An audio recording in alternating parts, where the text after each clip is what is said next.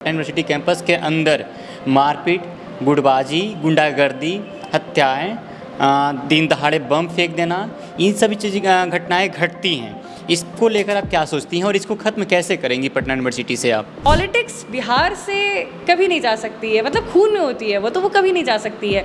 चुनाव के समय में सलोनी दास के ऊपर हमला भी हुआ था, उनके आदमियों के ऊपर भी हमला हुआ था। इन सब चीज़ों को कैसे देखती हैं आप? कुछ लोग हैं जो हमें भी पता है कि वो अराजक तत्व हैं इस विश्वविद्यालय में, इस परिसर में। उनको आइडेंटिफाई करना होगा, उनके ऊपर मुख्य रूप से काम करना होगा। मुंगेर तो कट्टा के लिए फेमस है।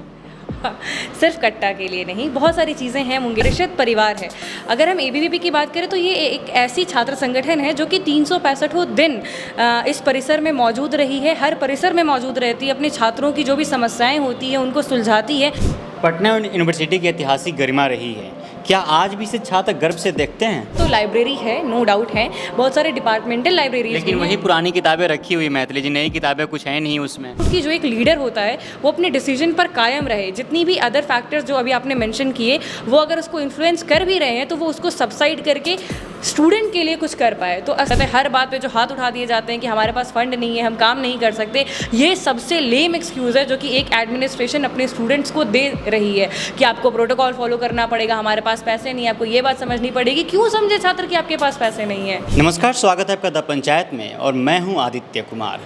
आज हम मौजूद हैं पटना यूनिवर्सिटी में। पटना यूनिवर्सिटी के छात्र संघ के कार्यालय में हैं और हमारे साथ जो हैं मैथिली, जो कि पटना यूनिवर्सिटी के छात्र संघ के अध्यक्ष हैं, और इनसे हम बातचीत करेंगे। पटना यूनिवर्सिटी के कई सारे मुद्दे हैं हमारे पास, कई सारी समस्याएं हैं, इन सभी मुद्दों पे बातचीत करेंगे और जानेंगे इनसे।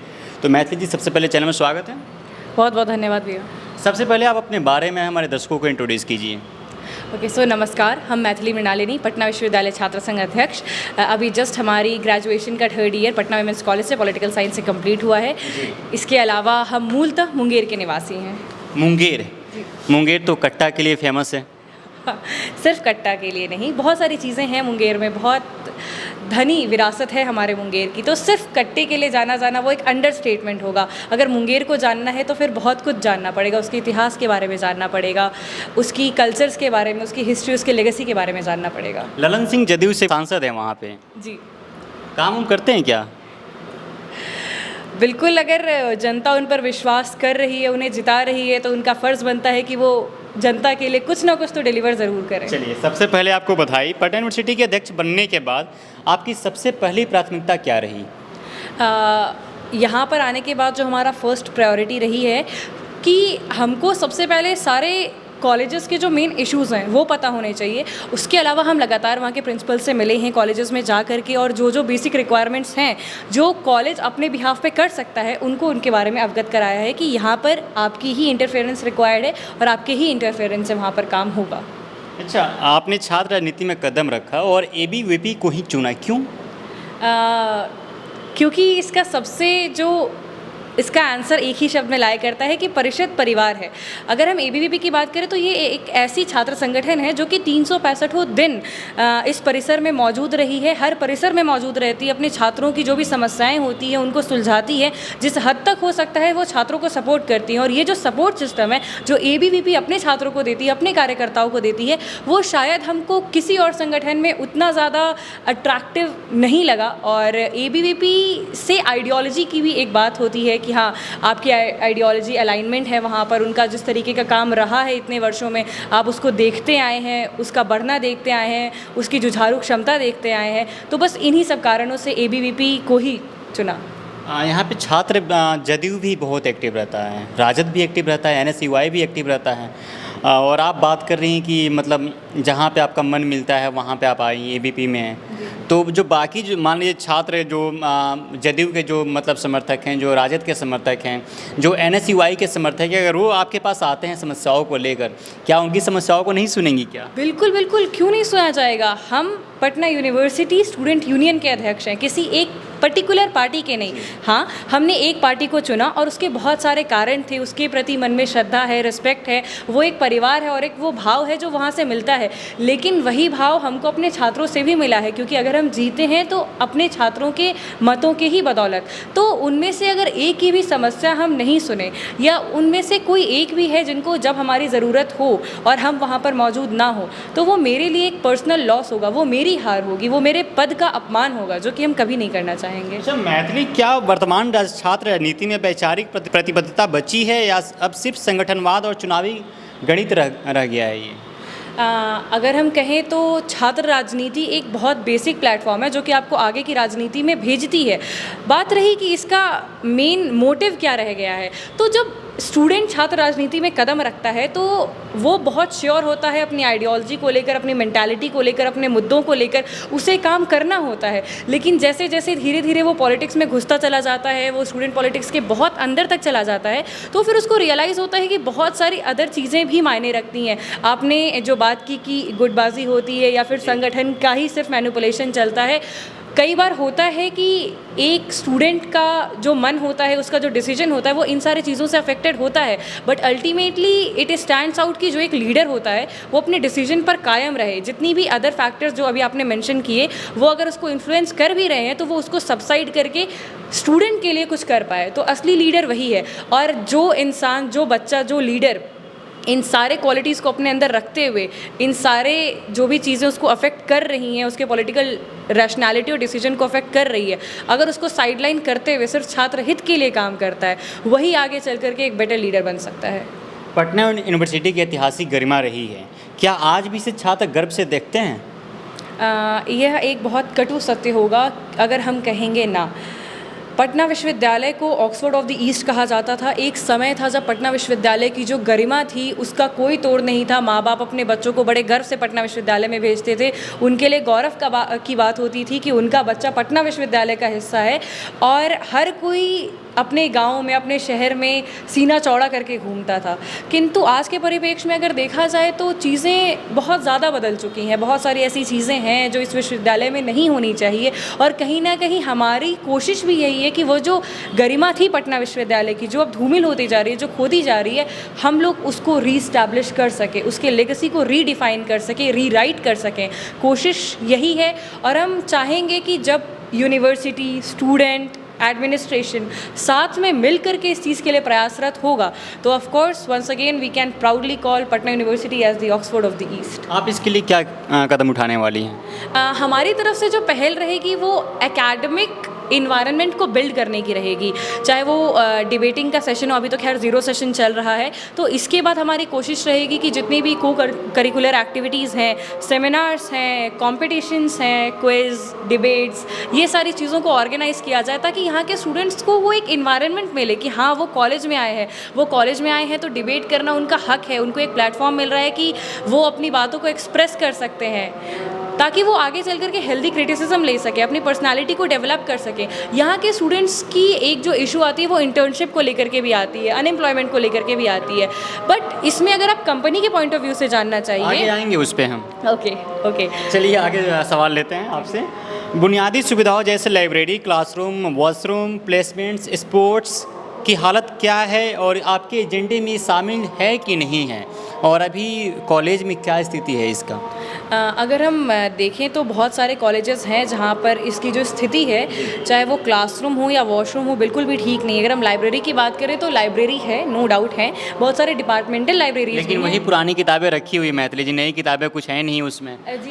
2025 चल रहा है वही, और यहाँ पर है कि सबको एक दूसरे पर वो चीज़ डाल रहे हैं कि हाँ, आप इनके पास जाइए तो किताबें आएंगी, आप उनके पास जाइए तो किताबें आएंगी, एंड अल्टीमेटली किताबें नहीं आ रही हैं। क्लासरूम्स की बात करें तो fan, electricity, light bulbs, bench, furniture, इन सब की प्रॉब्लम है, जिसके बारे में अगर हम लोगों ने हमने क्लास घूमा है तो हमने वहाँ के प्रिंसिपल को अवगत कराया कि सर आपका ये क्लास, ये डिपार्टमेंट, इसमें ये दिक्कतें हैं, और उस पर एक्शन भी लिया गया है। हाँ, लेकिन बहुत ज़्यादा काम करना उसके ऊपर भी बाकी है। अगर वॉशरूम की बात करें तो वॉशरूम के मेंटेनेंस का जो उससे एक और प्रॉब्लम जो जुड़ी हुई है वो है स्टाफ्स की अवेलेबिलिटी। तो जब तक स्टाफ्स की अवेलेबिलिटी नहीं होगी तब तक वॉशरूम मेंटेनेंस अगर हो भी जाता है तो 1 बार 2 बार, एंड वो प्रॉपर्ली मेंटेन नहीं रह पाएगा। तो और इसमें जो सबसे बड़ी दिक्कत आ रही है वो कहीं ना कहीं यूनिवर्सिटी के साइड से फंडिंग की आ रही है। सो बहुत सारी चीज़ें हैं, जब हम विश्वविद्यालय में घुसिएगा, इसकी हर एक समस्याओं को जड़ से जानिएगा तो पता चलेगा कि बहुत सारी ऐसी चीज़ें हैं जो इंटरकनेक्टेड हैं, और उस पर काम करने के लिए आपको समय चाहिए, आपको पैसे चाहिए, आपको रिसोर्सेज चाहिए, यू नीड एवरीथिंग। मैथिली, अगर बात की जाए एक विश्वविद्यालय से जहाँ से बच्चे स्पोर्ट्स पर्सन भी निकलते हैं, सिंगर्स भी निकलते हैं, बॉलीवुड में भी जाते हैं, पॉलिटिशियंस भी निकलते हैं, लेकिन पिछले कई सालों से देखा जाए तो ऐसा कुछ दिखा नहीं। अगर पुराने नेताओं को छोड़ दिया जाए तो अभी की स्थिति क्या है, स्पोर्ट्स से कितने बच्चे निकल रहे हैं, स्पोर्ट्स कोटा से अगर एडमिशन हो रहा है तो कितने बच्चे यहाँ से स्पोर्ट्स में खेल रहे हैं, क्या इन सब की स्थिति क्या है? ये बात सही है कि अगर हम अपना पास्ट रिकॉर्ड देखें तो हमारा पास्ट रिकॉर्ड हमारे प्रेजेंट रिकॉर्ड से ज़्यादा ग्लोरियस है, और वो जो ट्रैक हिस्ट्री रही है हमारे एलुमनाइज की वो ज़्यादा मतलब हिस्टोरिकल टर्म्स में इंग्रेव्ड है।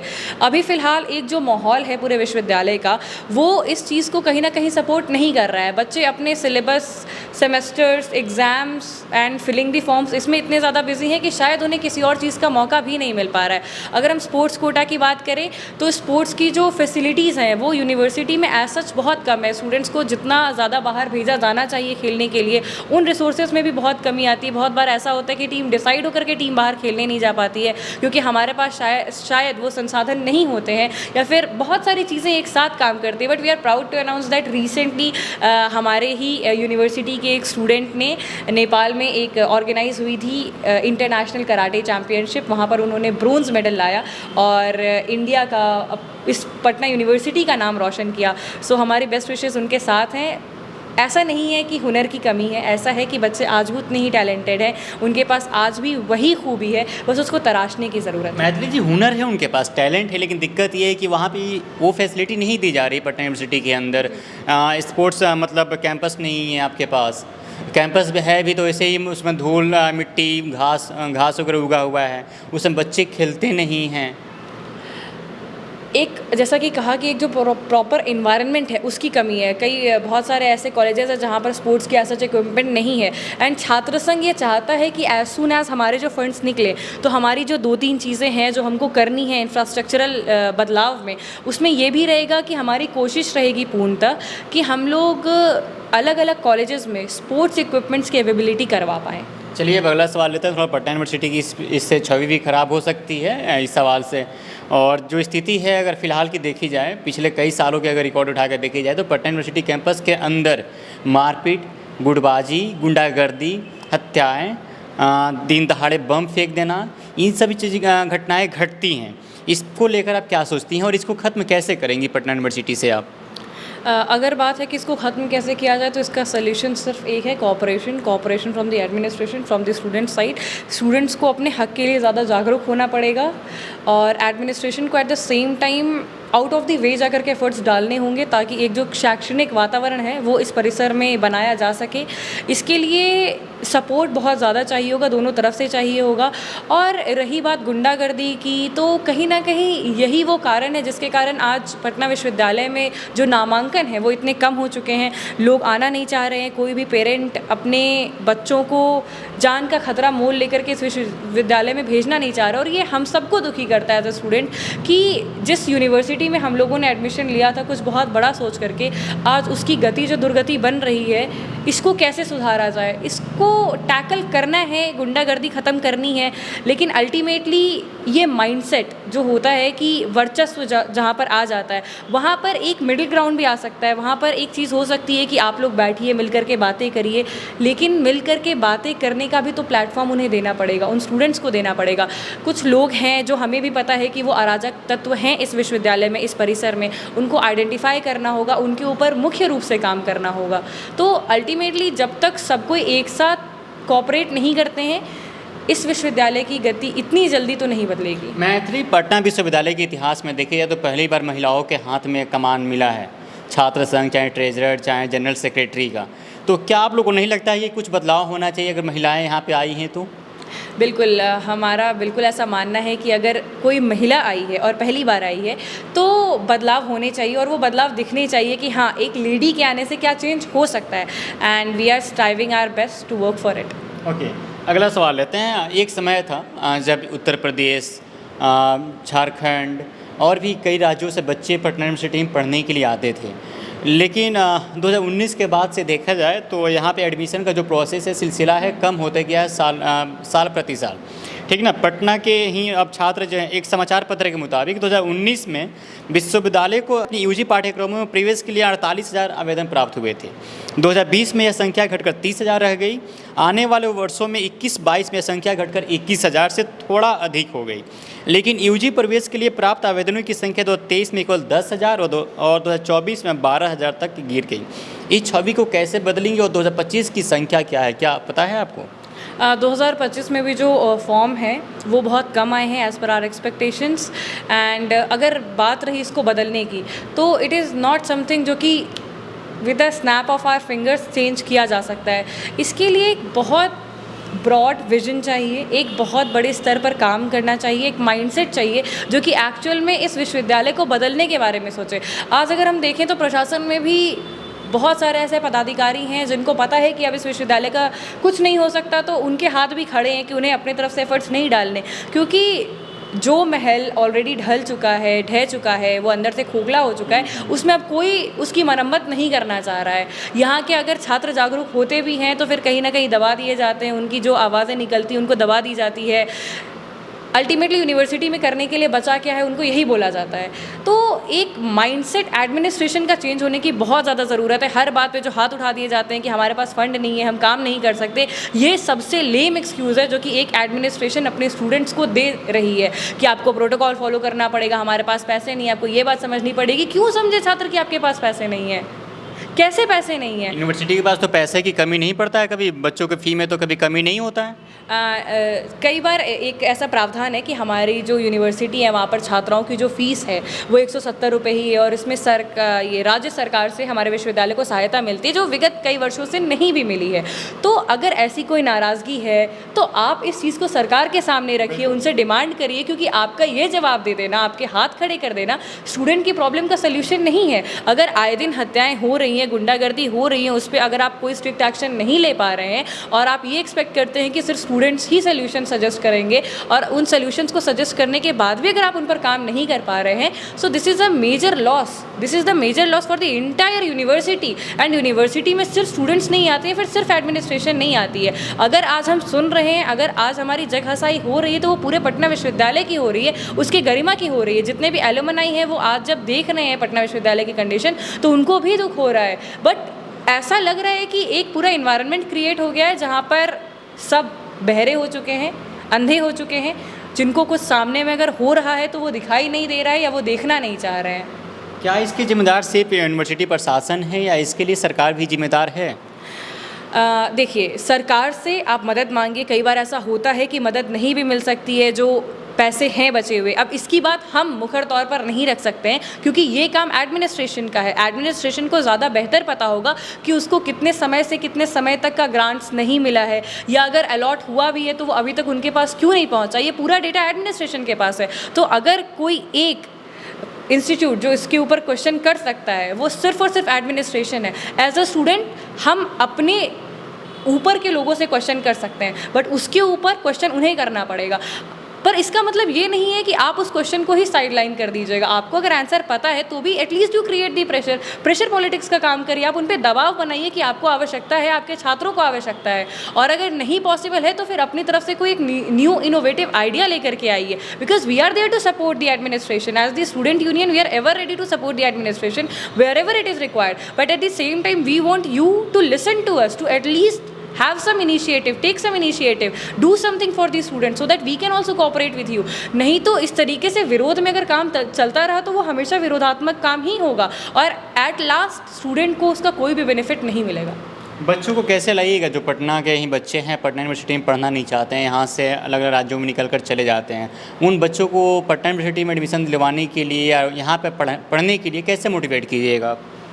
कई बार होता है कि हमारा बोलना कुछ नहीं कर पाता, वहाँ पर काम बोलता है। जब इस विश्वविद्यालय में गुंडागर्दी, अराजकता की समस्याएं कम हो जाएंगी, जब रोज़ पेपर की हेडलाइन में ये नहीं आएगा कि आज ये छात्र मारा गया, आज यहाँ पर बम धमाका हुआ, आज वहाँ पर गोली चली, आज इंडक्शन सेरेमनी में ये हो गया, और जब खबरों में ये आएगा कि हाँ आज पटना विश्वविद्यालय का ये छात्र अंतर्राष्ट्रीय स्तर पर हमें गौरवान्वित किया है, आज पटना विश्वविद्यालय के इस छात्र ने ये उपलब्धि हासिल की है, आज इतनी ज़्यादा वहाँ पर इंटर्नशिप प्रोग्राम्स ऑफर किए गए, सेमिनार्स हेल्ड किए गए, बाहर से मुख्य लोग आए जो कि यहाँ पर कोई प्रोग्राम होल्ड किए, एक फेस्ट ऑर्गेनाइज हुआ, स्टूडेंट्स यहाँ पर ग्रो कर रहे हैं। जब ट्रैक रिकॉर्ड इम्प्रूव होगा, जब इसका पूरा जो एकेडमिक रिजल्ट है वो इम्प्रूव होगा और इसकी साक्षी खुद पेपर की हेडलाइंस होंगी, तब स्टूडेंट्स ऑटोमेटिकली वापस आ जाएंगे। हर चीज़ बोली नहीं जा सकती, बहुत कुछ करके दिखाना पड़ेगा, ज़मीनी तौर पर करके दिखाना पड़ेगा। चलिए अब आगे बढ़ते हैं। प्लेसमेंट और इंटर्नशिप को लेकर छात्रों में भारी निराशा है। छात्र आज भी जब इंटर्नशिप करने के लिए जाते हैं तो अपने आप से कोशिश करके जाते हैं, अगर कोई पत्रकारिता के छात्र है तो किसी चैनल में जाता है तो खुद से कोशिश करके जाता है वहाँ तक। उसके लिए विभाग जो है जिम्मेदारी नहीं लेता है, विभाग कहीं बात नहीं करता है, विभाग के इंटर्नशिप नहीं करवाता है जल्दी से। प्लेसमेंट की स्थिति क्या है, इंटर्नशिप की स्थिति क्या है, इन दोनों के बारे में थोड़ा सा बताइए हमारे दर्शकों को। जैसे ही हमने इलेक्शन जीता था उसके जस्ट बाद हम पटना यूनिवर्सिटी के इस इंटर्नशिप वाला जो सेल होता है उसमें I went and I just look through the data. तो जितने भी डेटा होते हैं तो आई हैव सीन दैट यहाँ पे जो भी लोग अलॉटेड हैं प्लेसमेंट सेल में यूनिवर्सिटी में, so they are trying their level best कि हाँ ज़्यादा से ज़्यादा इंटर्नशिप जो है वो यूनिवर्सिटी में आ सके। बहुत बार बहुत सारी कंपनीज़ जो हैं वो उस मेल को ओवरलुक कर देती हैं या फिर वो इंटर्नशिप के एज सच ऑफर्स नहीं प्रोवाइड करवाती हैं। कई बार ऐसा होता है कि यहाँ से अगर ट्राई किया भी जा रहा है तो वहाँ से कोई रिस्पॉन्स नहीं होता है, और कई बार ये भी होता है कि यहाँ से वहाँ से अगर रिस्पॉन्स आ भी गया तो स्टूडेंट्स को अगर सेलेक्ट भी कर लिया गया तो कई बार स्टूडेंट्स बैकआउट कर देते हैं। तो कंपनी की बेसिक डिमांड है कि स्टूडेंट की पर्सनालिटी होनी चाहिए, उन्हें इंग्लिश आनी चाहिए, और उनके जो भी सो कॉल्ड क्राइटेरियाज होते हैं, कई बार होता है कि हमारे स्टूडेंट्स उस क्राइटेरिया पे खड़े नहीं उतर पाते, और कई बार ये भी होता है कि यूनिवर्सिटी को कोई भी कंपनी ऐसा इंटर्नशिप देना नहीं चाहती है। तो यहाँ पर पूरी गलती सिर्फ और सिर्फ एडमिनिस्ट्रेशन की नहीं है, कुछ हद तक वो ट्राई कर रही है। एजुकेशन सिस्टम भी तो हो सकता है यहाँ पे। अगर हम बात करें कि स्टूडेंट में पर्सनालिटी डेवलपमेंट क्यों नहीं है, तो ऑफ कोर्स वो बहुत बड़ा सवाल इसी पर उठाएगा कि बच्चों का कॉन्फिडेंस बिल्ड, उनकी पर्सनालिटी इम्प्रूव ग्रेजुएशन में आकर के अगर नहीं हो पाई है तो इसका मतलब है कि उनको ये प्लेटफॉर्म नहीं मिला है जो उनको शायद से मिलना चाहिए, और वहाँ पर चूक है, बिल्कुल है। लेकिन कहीं ना कहीं हमारा ऐसा मानना है कि छात्र को हर चीज़ दूसरे के ऊपर ब्लेम करने से ज़्यादा कुछ चीज़ें खुद भी सीखनी चाहिए। हम ऐसा कह करके छात्रों को ब्लेम नहीं कर रहे, बट हमारी सिंपल सी आपको बस यही राय है कि इफ़ यू आर सीइंग, अगर आप देख रहे हैं कि प्रशासन निष्क्रिय है, अगर आप देख रहे हैं कि आपके लिए कुछ नहीं किया जा सकता, तो आप अपने लिए कीजिए, आप अपनी पर्सनालिटी को इन्हांस कीजिए, आप अपनी वोकैबुलरी, वोकेशनल जो भी है आप उसके लिए खुद इनिशिएटिव लीजिए, खुद उस पर काम करिए। ऐसा तो नहीं है कि अगर कोई और आपके लिए काम नहीं करेगा तो आप यूं ही बैठ जाइएगा और कब तक सिस्टम को ब्लेम करिएगा, और क्यों करिएगा? वो है, वो नहीं करेगी आपके लिए काम, आप अपने लिए काम करिए, आप इनिशिएटिव लीजिए, और अगर आप अच्छा काम करेंगे तो बहुत सारे लोग उससे मोटिवेट होंगे और बदलाव तभी से होगा। Just do not leave it on university that they are not doing anything, take your own initiative. Maithili Patna women's college से पढ़ाई भी करती हैं, ये गर्व की बात है कि पटना वुमेंस कॉलेज की लड़की छात्र संघ की अध्यक्ष है। तो PWC से एक सवाल लेते हैं कि वोकेशनल कोर्सेज PWC की फीस बनाम आउटपुट, लैब संसाधनों की स्थिति पर आपका आकलन क्या है? If you're talking about Patna Women's College, then I should just tell that वहाँ पर labs they are really good, they are functional। वहाँ पे वीक्स में क्लासेस होती हैं प्रैक्टिकल की, अच्छी चलती हैं। अगर हम बात करें वोकेशनल की तो वहाँ पर प्रॉपर स्टूडियोज़ बिल्डअप हैं, वहाँ का खुद का एक न्यूज़ चैनल है और PU अपडेट्स, एंड वो बहुत अच्छे तरीके से काम कर रहा है। वोकेशनल में अगर वहाँ पर फीस हाई है तो उसका आउटपुट भी अच्छा खासा मिल रहा है कि स्टूडेंट्स को इंटर्नशिप करने का मौका मिल रहा है, वो बाहर जा रहे हैं, इंटर्नशिप कर रहे हैं, वो सीख रहे हैं और अच्छी संस्थाओं में सीख रहे हैं और तब वो वापस आ रहे हैं। तो हाँ, फ़ीस ऑफ कोर्स थोड़ी ज़्यादा है, ऑटोनोमस कॉलेज है तो फ़ीस से कोई भी सेटिस्फाइड नहीं रहेगा, फ़ीस ज़्यादा है अनडाउटेबली, बट ऐसा नहीं है कि फ़ीस बहुत ज़्यादा है और आउटपुट बिल्कुल भी नहीं है। आउटपुट भी है ऑफ कोर्स, लेकिन मेरा ये सजेशन रहेगा कि फ़ीस कम हो सकती है वोकेशनल की पटना वुमेंस कॉलेज में भी, बट ऐसा नहीं है कि हम लोग उसके आउटपुट को टोटली नेग्लेक्ट कर दें कि वहाँ से कोई आउटपुट ही नहीं मिलता है। So being the autonomous college it is performing well. वहाँ पर प्लेसमेंट की स्थिति क्या है मैथिली जी? प्लेसमेंट एज सच देखिए, कोई भी स्टूडेंट हमेशा प्लेसमेंट से खुश नहीं रहेगा, but as much as I have seen वहाँ पे रेगुलर जो सेशंस हैं वो कंडक्ट करवाए जाते हैं। प्लेसमेंट के लिए जो इंटरव्यूज़ होते हैं वो भी हेल्ड किए जाते हैं। और हाँ, उसकी संख्या हो सकता है कि थोड़ी ऊपर नीचे हो, कुछ बच्चे संतुष्ट हों, कुछ बच्चे नहीं हो, but yes, college is trying their level best कि प्लेसमेंट्स हों। And of course there is always a chance to improve, and वहाँ पे भी ये चांस है कि प्लेसमेंट्स और ज़्यादा बढ़ाई जा सकती हैं, इंटर्नशिप के प्रोग्राम्स और बढ़ सकते हैं undoubtedly, but it is doing good. अच्छा, क्या विभाग स्तर पर इंटर्नशिप करवाने के लिए आप लोग कुछ कोशिश कर सकते हैं क्या? जैसे कि पत्रकारिता विभाग, साइकोलॉजी डिपार्टमेंट में तो आप जानते हैं कि बिना मतलब मेडिकल में गए इंटर्नशिप नहीं हो सकता है। क्या साइकोलॉजी डिपार्टमेंट में किसी बच्चों का इंटर्नशिप होता है, विभाग करवाता है कहीं भी?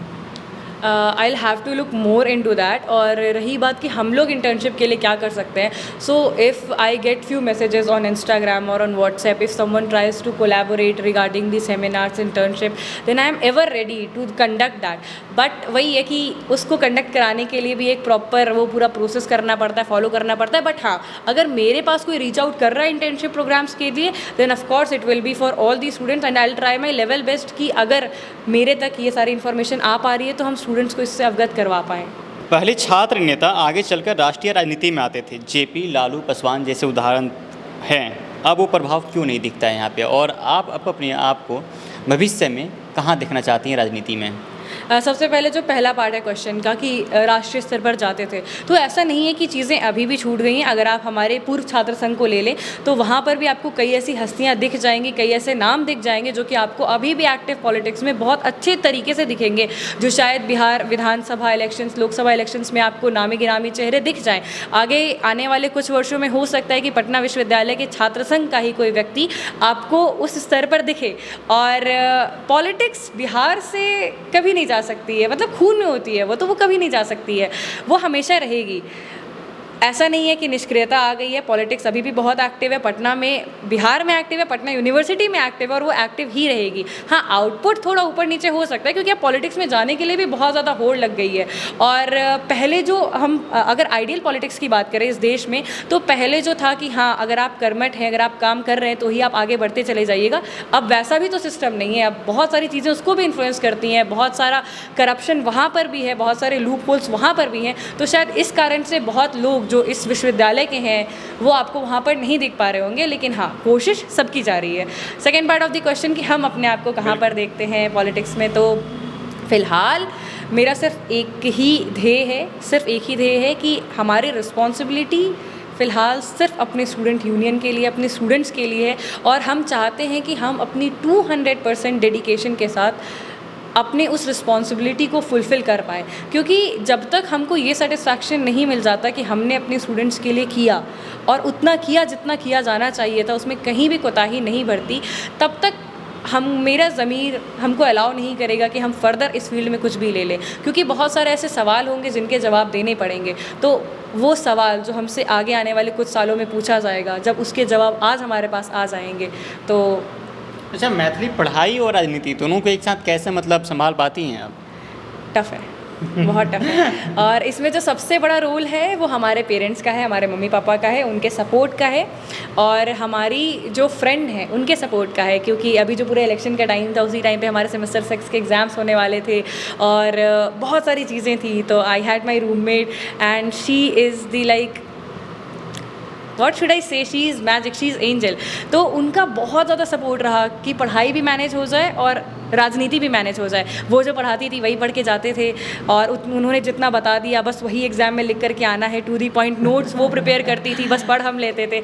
मम्मी पापा का कभी भी प्रेशर नहीं रहा कि बेटा तुमको इतना ही नंबर लाना है, नहीं, तुम जो कर रही हो अपना बेस्ट दो, और हम ये जानते हैं कि तुमको जहाँ पे अपना बेस्ट देना चाहिए तुम दे रही हो। उनकी जो एक अंडरस्टैंडिंग होती है ना पेरेंट्स की कि हाँ, बच्चा काम कर रहा है, हाँ हो सकता है कि कुछ चीज़ें मैनेज नहीं हो पाए, ऊपर नीचे हो जाएँ, बट उस पर कभी भी जज नहीं करना है, वो एक बहुत बड़ा फैक्टर है। और कोई भी इंसान अकेले दोनों चीज़ को मैनेज नहीं कर पाएगा जब तक उसके पास एक सपोर्ट सिस्टम ना हो। एंड सपोर्ट सिस्टम में फैमिली और फ्रेंड्स का सबसे बड़ा योगदान रहता है। अगर आपके पास ऐसी फैमिली है, ऐसे फ्रेंड्स हैं, then you are very lucky. नहीं तो राजनीति और पढ़ाई मैनेज करना टफ़ है, लेकिन नामुमकिन नहीं। And I will very much like to suggest कि राजनीति का मतलब ये नहीं है कि आप अपनी पढ़ाई लिखाई छोड़ दीजिए, बिल्कुल भी नहीं। आप जितना ज़्यादा पढ़िएगा आप उतने अच्छे नेता बनिएगा। अच्छा, राजनीति में अगर आपको इंटरेस्ट कब से आया, मतलब पटना में आने के बाद कि बचपन से ही इंटरेस्ट था राजनीति में?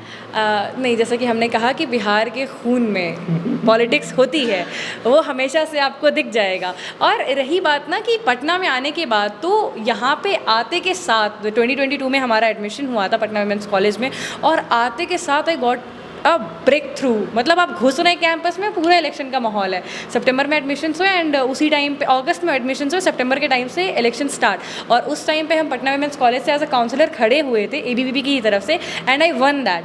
तो घुसते के साथ अगर आपको इतना बड़ा ब्रेक थ्रू मिल रहा है, so of course you are going to love it. फिर आप जब यूनिवर्सिटी को जानिएगा, जब आप यहाँ के स्टूडेंट्स को जानिएगा, जब आप देखिएगा कि आप जहाँ पे पढ़ रही हैं और जो बाकी अदर कॉलेजेस हैं उसमें कितना का डिफरेंस है, और आपको इसी डिफरेंस को एटलीस्ट थोड़ा कम करना है, एक इक्वालिटी लानी है सारे कॉलेजेस के बीच में, तो अपने आप एक मोटिवेशन आ जाता है कि आपको काम करना है, इन स्टूडेंट्स के लिए काम करना है, इनके लिए आवाज़ बनना है, जो शायद अपनी आवाज़ वहाँ तक नहीं रख पा रहे हैं, जिनकी आवाज़ को शायद दबा दिया जा रहा है। तो वो तभी आएगा जब इंटर करते के साथ आपको ऐसा ब्रेक थ्रू मिलेगा। सो टचवुड, आई वॉज लकी कि ये एक्सपीरियंस आते के साथ मिला, and it has help me a lot. चलिए आगे बातचीत करते हैं। आप छात्र राजनीति में पैसे और बाहुबल का बोलबाला है, ठीक ना? विचारधारा और नीतियों की भूमिका कितनी बची है? हमारे हिसाब से इस सवाल का जवाब ये है कि पैसे, बाहुबल बहुत मायने रखते हैं पॉलिटिक्स में। और हर एक माइंडसेट होता है कि अगर आप पॉलिटिक्स में आए हैं तो आपके पास मनी पावर, मैन पावर दोनों होना चाहिए। आइडियोलॉजी और पॉलिसीज़ की बात रही तो वो सेकेंडरी हो जाती हैं, लेकिन एट द सेम टाइम हमको ऐसा लगता है हमारा जीतना इस चीज़ का उदाहरण है कि पॉलिसीज़ के रिगार्डिंग जो लोगों के एस्पिरेशन है, जो आइडियोलॉजी के रिगार्डिंग उनकी रिस्पेक्ट है, वो अभी तक ख़त्म नहीं हुई है। It is on that point still, क्योंकि एज सच बाहुबल, पैसे का बल, कास्टिज्म, क्रीड से ऊपर उठ करके I requested people to vote, I requested my students to vote so that they can see a new kind of leadership, and they believed it. That is why they voted, and that is why I am sitting here and I am giving you the interview rather than anyone else. So still there are chances, and बहुत high chances हैं ideology और policy के regarding जो लोगों का attraction है उसको बढ़ाने का। हाँ, but we need a proper cultivation of that. इससे पहले कि बाकी दो फैक्टर्स उसके ऊपर हावी हो जाएं, if you are strong enough कि आप अपनी आइडियोलॉजी और आप अपनी पॉलिसीज़ के प्रति लोगों को जागरूक कर पाते हैं, तो जो जेन्युइन लोग होते हैं they will actually vote for you. अच्छा, अगर हम लोग बाहुबल की भी बात किए तो बातचीत कर लेते हैं। अभी चुनाव के समय में सलोनी दास के ऊपर हमला भी हुआ था, उनके आदमियों के ऊपर भी हमला हुआ था। इन सब चीज़ों को कैसे देखती हैं आप? निंदनीय, इट वॉज वेरी सैड। अगर किसी के भी साथ ऐसा हो रहा है, अगर आप छात्र राजनीति में हैं, आप स्टूडेंट पॉलिटिक्स में हैं और उस लेवल पर अगर ये चीज़ हो रही है, तो इट इज़ हाईली अनअप्रिशिएबल। उस चीज़ की सराहना कभी नहीं की जा सकती, क्योंकि आप स्टूडेंट पॉलिटिक्स में, आपको स्टूडेंट के लिए काम करना है। अगर उस चीज़ में आप इस तरीके का बाहुबल इस्तेमाल करते हैं तो वह निंदनीय है, इसको कभी भी प्रोत्साहित नहीं किया जा सकता है। और उस दिन भी जब ये घटना हुई थी तो हमें इस चीज़ का बहुत खेद हुआ था, क्योंकि ऑफ कोर्स वो लड़की हैं। अगर लड़की नहीं भी होती, अगर कोई लड़का भी होता, फिर भी अगर आप स्टूडेंट पॉलिटिक्स में इस तरीके की चीज़ें यूज़ कर रहे हैं तो वो कहीं ना कहीं एक्सेप्टेबल नहीं है, कैंपस के अंदर बिल्कुल भी एक्सेप्टेबल नहीं है। अगला सवाल लेते हैं। क्या आप मानते हैं कि छात्र राजनीति अब करियर का रास्ता कम और चुनावी निवेश का जरिया ज़्यादा बनती जा रही है? अगर हम मैक्सिमम सिनेरियोज़ को देखें तो येस, अगर लोग स्टूडेंट पॉलिटिक्स में घुस रहे हैं तो उनका मेन मोटिव ही होता है कि वो आगे चल करके पॉलिटिक्स में ही जाएं और फुल फ्लेजेड पॉलिटिक्स करें। और ये जो छात्र राजनीति होती है वो उनके लिए एक नर्सरी का काम करती है, जिसके थ्रू वो आगे चल करके लोकतंत्र में और चुनाव में एक बहुत बड़े अच्छे पेड़ की भूमिका निभा सकते हैं। लेकिन बहुत सारे ऐसे भी केसेस हैं जहाँ पर स्टूडेंट पॉलिटिक्स को सिर्फ और सिर्फ आगे बढ़ने का रास्ता नहीं देखा जाता, उसको इस तरीके से देखा जाता है कि उनको स्टूडेंट के लिए काम करना है। वहाँ पे स्टूडेंट पॉलिटिक्स नहीं होती, स्टूडेंट एक्टिविज़म होती है। और हमारा पॉइंट भी सेम है कि स्टूडेंट पॉलिटिक्स नहीं, स्टूडेंट एक्टिविज़म करना है, स्टूडेंट के लिए काम करना है। चुनाव, पॉलिटिक्स, फ्यूचर सब सेकेंडरी। अच्छा, मैथिली ये देखा जा रहा है तो जब 19 के बाद से जो पीयू का जो एडमिशन प्रोसेस है, यहाँ पे मार्क्स बेसिस पे एडमिशन दिया जा रहा है, एंट्रेंस बेसिस पे नहीं हो रहा। क्या एंट्रेंस बेसिस पे एडमिशन होना चाहिए? जो मार्क्स बेसिस पे हो रहा है उसको बंद करना चाहिए? बिल्कुल बिल्कुल, हमने इसके रिगार्डिंग ज्ञापन, गरीब बच्चों को मौका मिल सके। बिल्कुल, ये एंट्रेंस बेसिस पर एग्ज़ाम होनी चाहिए। हम इसका ज्ञापन माननीय राज्यपाल महोदय जी को भी सौंपे हैं, क्योंकि अगर एंट्रेंस के बेसिस पर आप एडमिशन ले रहे हैं पटना यूनिवर्सिटी में या किसी भी यूनिवर्सिटी में, तो वो एक फेयर चांस देता है। कई बार हम लोग देखते हैं कि अगर मेरिट बेस्ड एडमिशन हो रहा है, मार्क्स बेस्ड एडमिशन हो रहे हैं, तो एक जो पर्टिकुलर बोर्ड है उसके स्टूडेंट्स को ज़्यादा नंबर आ सकते हैं, जो हमारा दूसरा बोर्ड है उसके स्टूडेंट्स के जो नंबर है वो कम हो सकते हैं। तो ऐसे में जो बिहार का जो कोर है, वो जो स्टूडेंट्स हैं वो वंचित रह जाएंगे, वो बाहर भी नहीं जा पाएंगे, वो यहाँ पे भी नहीं पढ़ पाएंगे। तो अल्टीमेटली आप बिहार में हैं तो आपको उन स्टूडेंट्स के बारे में ज़्यादा सोचना चाहिए। एंड अगर आप एंट्रेंस टेस्ट ले रहे हैं तो इससे ज़्यादा इक्वालिटी की बात कुछ नहीं हो सकती है, एंड उससे ज़्यादा पारदर्शी तरीका नहीं हो सकता किसी भी स्टूडेंट के एडमिशन का। जब 2022 तक यहाँ पर एडमिशन एंट्रेंस के ही बेसिस पर हुआ है, 19 तक नहीं 22 तक हुआ है। उसके बाद फिर कोविड के टाइम पर ये बंद कर दिया गया, जो अभी वापस से सुचारू रूप से चालू करना चाहिए, लेकिन इसमें आनाकानी फ़िलहाल चल रही है। लेकिन हमारी पूरी कोशिश रहेगी कि अगला जो एडमिशन है वो एंट्रेंस के बेसिस पर हो। अगला सवाल लेते हैं। इस बार छात्र संघ चुनाव में कई सीटों पर लड़कियां विजयी हुई हैं, क्या यह छात्र राजनीति के चरित्र में बदलाव ला सकते हैं? ये अपने आप में एक बहुत बड़ा बदलाव था कि यहाँ पर जो लड़कियाँ जीती, 3 मेजर पदों पर जीती, तो हर इंसान में खुशी की लहर थी, हाँ, कि इस बार कुछ परिवर्तन हुआ है, इस बार माइंडसेट में कुछ बदलाव आया है, और एक कॉपरेशन जो है वो देखा गया है कि एज सच कोई जेंडर बायस नहीं है।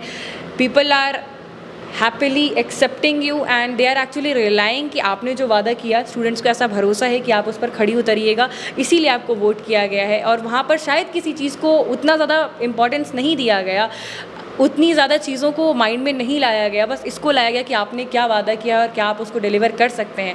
तो ऑफ कोर्स ये छात्र संघ की राजनीति में, उसके चरित्र में बहुत बड़ा बदलाव है, और हम चाहेंगे कि ये बदलाव सिर्फ और सिर्फ इनिशियल फेज़ में नहीं, जब आप इस छात्र संघ के कार्यकाल को ख़त्म होने के बाद इसके रिपोर्ट कार्ड का आकलन कीजिए, तो आपको ये चरित्र का बदलाव एक पॉजिटिव सेंस में उस रिपोर्ट कार्ड में भी दिखने को मिलेगा। महिला अध्यक्ष होने के नाते छात्राओं की समस्याओं को लेकर आपकी प्राथमिकताएँ क्या क्या हैं, और एक यूनिवर्सिटी कैंपस में जो लड़कियों की क्या क्या समस्याएं होती हैं? यूनिवर्सिटी कैंपस में अगर देखा जाए तो लड़कियों की समस्या जो सबसे बेसिक होती हैं वो वहाँ पर उनकी सिक्योरिटी का कंसर्न होता है कि उनको एक प्रॉपर एनवायरनमेंट मिले जहाँ पर वो सिक्योर फील करें।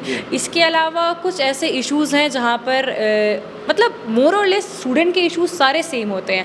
लड़कियों में एक सिक्योरिटी का इशू थोड़ा ज़्यादा कंसर्निंग होता है, उनकी जो हॉस्टल्स हैं उसके जो रिलेटेड इश्यूज़ हैं वो थोड़े डिफरेंट होते हैं, जो बॉयज़ हॉस्टल है उसके रिलेटेड इश्यूज़ बहुत डिफरेंट होते हैं। हमारा अगर काम करना, हमारी जो प्राथमिकताएँ रहेंगी वो रहेंगी कि सबसे पहले हमारी बहनें जो हैं उनको एक कैसे एक अच्छा माहौल दिया जा सके। And I would very much like to have a session जहाँ पर हमारी लड़कियों को ये जो कराटे वगैरह हो जाते हैं, जितने भी मार्शल आर्ट है, उसमें से 1-2 मार्शल आर्ट की भी अगर ट्रेनिंग मिल जाए इस कैंपस में हमारी स्टूडेंट्स को, तो वो मेरे लिए एक बहुत बड़ी उपलब्धि रहेगी। I am working on that कि I should get some contact जिसके द्वारा ये किया जा सके कि यहाँ की लड़कियों को मार्शल आर्ट में ट्रेन किया जा सके एंड फ्री ऑफ कॉस्ट या फिर विद द मिनिमल कॉस्ट ऐसे सेमिनार्स होल्ड किए जा सके। इसके अलावा वेंडिंग मशीन का installation would be our priority. We would very much love कि जब whenever we are able to just take out the fund from the student union funds, so we are going to work on that because it is very much required in every college and girls hostel basically, so we would love to work on that. At the same time ऐसा नहीं है कि अपने भाइयों को पीछे छोड़ दिया जाएगा, उनकी भी जितनी भी समस्याएं हैं उनको भी मद्देनज़र रखा जाएगा। हाँ, थोड़ा सा प्रेफरेंस इधर जा सकता है। कैंटीन भी मोस्ट ऑफ द टाइम्स बंद ही रहता है यहाँ पे। हाँ, कैंटीन्स बहुत सारे कॉलेजेस में है भी नहीं, बहुत कम कॉलेजेस हैं जहाँ पर कैंटीन है। और कैंटीन स्टूडेंट्स कितने आ रहे हैं सर? स्टूडेंट्स भी तो नहीं आ रहे हैं, स्टूडेंट्स भी बहुत कम है, कैंटीन भी बंद है। लेकिन जितने आ रहे हैं उतने तो कम से कम एटलीस्ट खुलना चाहिए ना वो। बिल्कुल, अगर आप कैंटीन खोलेगा तो क्या पता स्टूडेंट्स भी ज़्यादा आने लगे, क्योंकि वो इतने दूर से आते हैं, उन्हें खाने के लिए कुछ नहीं मिल रहा है, उन्हें कुछ ढंग का मिल नहीं रहा है, then why should they come? So of course canteens would be an issue, but at the same time जो कैंटीन्स का टेंडर है, आप किन लोगों को आप टेंडर दे रहे हैं, वो कैसे प्रोवाइड कर रहे हैं, स्टूडेंट की भी यहाँ पे थोड़ी सी भूमिका रहेगी। In no case I am keeping my students in a bad light, but still student की तरफ से भी उस कैंटीन को चलाने में बहुत अहम भूमिका निभाई जा सकती है। अगर आप टाइम पे जा कर के सब कुछ पे कर दीजिए, अगर आप अच्छे से उनके साथ बिहेव करिए, तो शायद कैंटीन्स नहीं भी बंद हो, बिकॉज़ वो आपके लिए हैं, तो आप उनको जितने अच्छे तरीके से चला सके आप चलाइए, इट्स इन योर हैंड। अच्छा, आप अखिल भारतीय परिषद के संगठन के बैनर तले आप चुनाव लड़ी, जीत भी हासिल की, इस पर कट्टर रुख रखने का आरोप लगता है, ऐसे में सभी छात्रों का प्रतिनिधित्व कैसे सुनिश्चित करेंगी आप? अखिल भारतीय विद्यार्थी परिषद पर कट्टर होने का आरोप लगता है? ऐसे आरोप तो हमने नहीं सुने हैं, और अगर ऐसे आरोप हैं भी तो हम उसका खंडन करते हैं, क्योंकि विद्यार्थी परिषद के पास जो भी आएगा अपनी समस्याएं लेकर के, विद्यार्थी परिषद उसको ज़रूर सुलझाएगा, उसके लिए जितना भी हो सकता है करेगा ना। विद्यार्थी परिषद उस समय पर ये देखेगा कि ये मेरा कार्यकर्ता है या नहीं है। अगर छात्रों के हित की बात है तो वो किसी के लिए भी खड़ा होगा। एट द सेम टाइम अगर मेरी बात रही तो जैसा कि हमने कहा, I am the president of Patna university student union. मेरा काम है स्टूडेंट के लिए ही काम करना।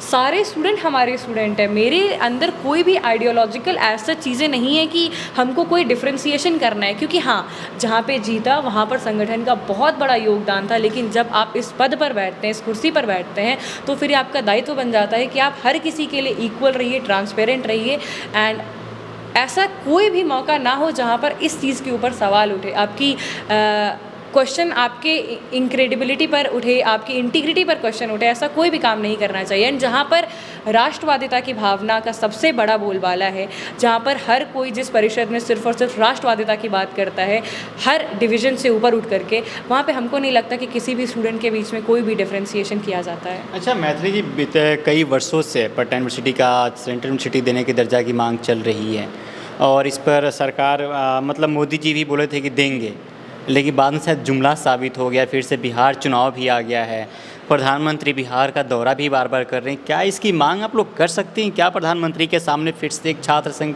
के अध्यक्ष होने के नाते आप? पटना विश्वविद्यालय को केंद्रीय विश्वविद्यालय का दर्जा देना है तो हम चाहेंगे कि आप एक बार यहाँ के स्टूडेंट्स का भी सर्वे कर लीजिए। वो आपको बहुत अच्छे तरीके से यहाँ की हकीकत से रूबरू करवा पाएंगे। पटना विश्वविद्यालय को केंद्रीय विश्वविद्यालय का दर्जा मिलना चाहिए, बिल्कुल मिलना चाहिए। बट फिलहाल अगर आज के परिप्रेक्ष्य में हम ये चीज़ देखते हैं तो it seems like an utopian vision, something which can be turn into reality but has very minimal possibility right now. अभी इस विश्वविद्यालय को अपने आप में बहुत कठोर रूप से खड़ा होने के लिए, तटस्थ रूप से खड़ा होने के लिए बहुत सारी चीज़ों की आवश्यकता है। यहाँ पर बहुत सारी मूलभूत ऐसी आवश्यकताएं हैं जिसकी पूर्ति नहीं हो पा रही है। छात्रों के बहुत सारे ऐसे समस्याएं हैं जिनका निवारण नहीं हो पा रहा है, समाधान नहीं हो पा रहा है। और ऐसी परिस्थिति में सेंट्रल यूनिवर्सिटी की मांग करना बुरा नहीं है, बिल्कुल करना चाहिए। हमारी डिमांड्स आज रखी जाएंगी तो वही 4 साल बाद सुनी जाएंगी। बट अभी पटना विश्वविद्यालय को आंतरिक रूप से कितना ज़्यादा तटस्थ किया जा सकता है, इसमें अगर हम सरकार की मदद मांग पाएँ कि फ़ंड्स टाइम पर अवेलेबल हों, इसकी इंफ्रास्ट्रक्चर में कुछ योगदान हो। यहाँ पे बहुत सारे ऐसे डिपार्टमेंट्स हैं जिसकी बिल्डिंग्स नहीं बनी है, बहुत सारी ऐसी रिक्वायरमेंट्स हैं जो बहुत हाई लेवल रिक्वायरमेंट है, और वहाँ पे हमें अर्जेंट बेसिस पे कंसिडरेशन की ज़रूरत है सरकार से। अगर सरकार उस चीज़ में कॉपरेट कर दे फिलहाल, तो वो उनकी तरफ से ज़्यादा बड़ा कॉपरेशन होगा rather than announcing Patna university as a central university. जब अंदर की चीज़ें संभलेंगी, जब स्टूडेंट सेटिस्फाइड होंगे, जब यहाँ पर एडमिशन्स बढ़ेंगे, जब यहाँ पे NAC की ग्रेडिंग बढ़ेगी, टीचर स्टूडेंट रेशियो अच्छा होगा, automatically no one can stop Patna University to become a central university. And we all want that in a near future we see Patna University as the central university. But right now what I think is more work needs to be done on the interior part, from the very basic ground, rather than just assuming something that is quite not possible right now. अच्छा, अगला सवाल लेते हैं। यदि छात्र हित किसी भी पार्टी या सरकार की नीति से टकराता है तो क्या आप खुलकर उसका विरोध करेंगी, चाहे वो केंद्र की ही सरकार क्यों ना हो? बिल्कुल। अगर छात्र हित के अगेंस्ट में कुछ भी जाता है तो छात्र संघ अध्यक्ष होने के नाते हमारा ये कर्तव्य है कि हर वो चीज़ जो हमारे छात्रों के हितों के अगेंस्ट जाए, उनके अगेंस्ट में हम खड़े रहेंगे। और इसके लिए कोई दो राय नहीं है, इसमें दोबारा कभी सोचना भी नहीं पड़ेगा, क्योंकि जो चीज़ सबसे ज़्यादा मायने रखती है वो छात्रों का हित है, उनकी समस्याओं का निवारण है। अब इसके लिए जितना कॉपरेशन हो सकता है हम वो कॉपरेशन देने के लिए रेडी हैं, जितनी ज़्यादा चीज़ें ऑन दी टेबल सुलझाई जा सकती हैं उसके लिए भी रेडी हैं। But if the time demands, if the needs be, whatever is required for my students, I am going to stand for it very, very strongly and against anyone, be it the administration, be it the government or anyone. But what matters the most is that the students should be satisfied, their demands and only their legitimate demands should be fulfilled. अच्छा, थोड़ा आपके field से हट के सवाल लेते हैं, लेकिन राजनीति से ही सवाल है। बिहार में ख़ास तौर पे महिलाएं पॉलिटिक्स में तो हैं, लेकिन सिर्फ एक रबर स्टैंप बनी हुई हैं। पूरे काम उनके पति करते हैं, उनके बेटे करते हैं, उनके चाचा करेंगे, उनके पिताजी करेंगे। लेकिन वो महिलाएं सिर्फ कई जगहों पे अपना स्टैंप और साइन करने के लिए रहती हैं। क्या आपको नहीं लगता है कि इन सब चीज़ों में बदलाव होना चाहिए, महिलाओं को खुलकर सामने आना चाहिए, चाहे ब्लॉक स्तर पे, चाहे वार्ड लेवल तक भी महिलाएं सामने नहीं आती, उनके पति, उनके भाई, उनका बेटा सारा काम करता है? प्रधानपति, बिल्कुल। वो जो सिस्टम है ये मतलब कोई भी फेमिनिस्ट आपको इसके अगेंस्ट में ही दिखेगी। उसका मेन कारण ये होता है कि हमेशा से लड़कियों को, औरतों को वो ट्रेन किया जाता है कि हाँ, आपको इस पर्टिकुलर पेरिफेरी में इस पर्टिकुलर तरीके से काम करना है, आपको डिसीजन लेने का हक नहीं है। अगर आपको वो हक दिया भी जाता है तो वो सो कॉल्ड है, आपके पास कोई रियल पावर नहीं है। हाँ, बस आपके चेहरे का इस्तेमाल किया जा सकता है चुनाव लड़ने के लिए, चुनाव जीतने के लिए, बट उसके बाद आपके पास जो ताकत रह जाती है वो बहुत कम रह जाती है। लेकिन वहीं पर अगर जागरूकता फैलाई जाए, चाहे उसमें सेल्फ हेल्प ग्रुप्स आएँ, वहाँ पर NGOs आएँ, अगर औरतों को इस चीज़ के ऊपर मोटिवेट किया जाए, उन्हें समझाया जाए, तो वो ये सारी चीज़ें समझेंगी। और शुरुआत हमारे गांव से होगी। जो हमारा कोर है बिहार का, वो हमारा गांव है, वो रूरल एरियाज़ है। अगर रूरल एरियाज़ में ये सारी चीज़ें शुरू होती हैं तो ऑटोमेटिकली वो फैलते फैलते हर जगह फैलेगी। हाँ, थोड़ा समय लगेगा, but at the same time ये कोई ऐसी चीज़ नहीं है जो कि इम्पॉसिबल है। वेमेन रिप्रेजेंटेशन अभी अगर देखा जाए तो बिहार में नाम मात्र का है, और ये बिहार सरकार की बहुत अच्छी पहल है। बट हम लोग सब जानते हैं कि इस नीति को कैसे तोड़ मड़ोड़ करके यूज़ किया जाता है। सिर्फ़ और सिर्फ वहाँ पर पेट्रियार्की की बात होती है। अगर औरत है भी तो सिर्फ चेयर पर है, उनके कोई डिस्क्रिशनरी एज सच पावर्स नहीं होते हैं।